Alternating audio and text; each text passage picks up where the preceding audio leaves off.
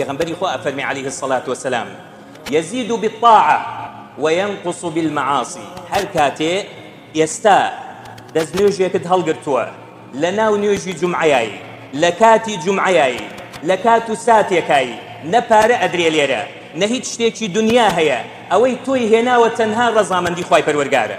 بۆچی لێرە دانیشتووی؟ بۆچی لەم گەرمایە دانیشتووی؟ بۆ نمونە لە سەرمایەدا ئەنیشی، ئەوەندە ماوەیەدا ئەنیشی، چاوەڕێی چی ئەەکەی؟ چاوەڕێی ڕەزامەندی خوای پەروەردگارە. ئەوە ئیمانە. الإيمان يسوقك إلى هذا. إيمانە پاڵنەرت ئەبێ بۆ ئەو شتە. ئیمانە واد لێ ئەکا 16 سعات 18 سعات لە هاوینە نان نەخۆی و نەخۆیتەوە.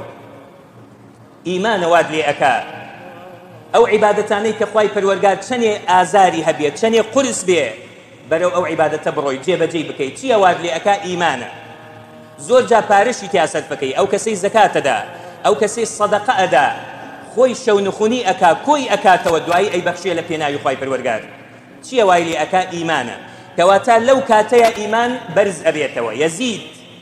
ئەی چ کاتێک کەمەکە؟ وەینقوس بالمەعاصی. خوای گەورە پەنامان بدە هەر کاتێ ئینسان مەعسیەتێ بکە ئیمانی کەمە بێتەوە. یان جاری وا هەیە پێغەمبەری خوا فەرمی عليه الصلاة والسلام هەر ئیمانی نامێنێ